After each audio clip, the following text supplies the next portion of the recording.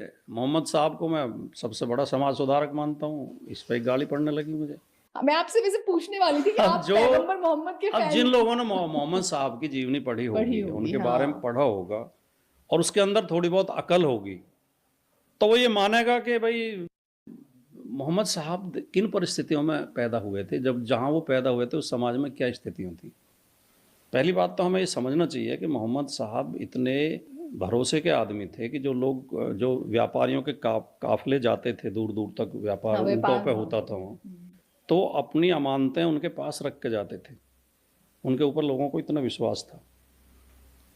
दूसरी बात, वो इतने इतने उदार हृदय व्यक्ति थे कि उसमें उनकी जीवनी में कहानी आती है कि एक औरत रोजाना उनके ऊपर कूड़ा डालती थी।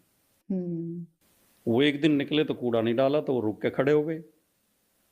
फिर उन्होंने पूछा कि भाई आज औरत नहीं दिखाई दी ऊपर थी, कि जी पता नहीं। वो ऊपर गए तो उसे बुखार था, वो बीमार थे। उन्होंने उसकी सेवा की, दवाई ला के दी, पानी दिया, तो वो औरत ने इस्लाम कबूल कर लिया। उसने वो भी ईमान ले आई कि मैं तो इस भले आदमी के ऊपर कूड़ा डाल रही थी, ये तो बहुत भला आदमी है। तो ऐसा थोड़ी है कि मोहम्मद साहब तो अकेले थे नहीं।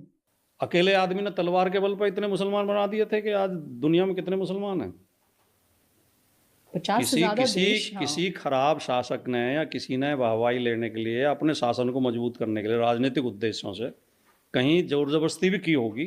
हम सबकी सफाई ये नहीं देते कि नहीं, किसी ने गलती ही नहीं की।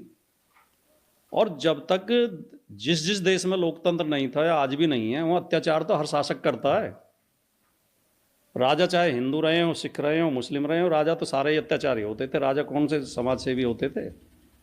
उनकी तो तलवार ही चलती रहती थी। पूरा इतिहास खून खराबे का इतिहास है। भाई ने भाई को मारा और वो हुआ है। टैक्स वसूलते थे। हाँ। तो राजाओं की कोई सफाई नहीं दे सकता, लेकिन खाली कोई धर्म तलवार के बल पे इतना नहीं फैल सकता।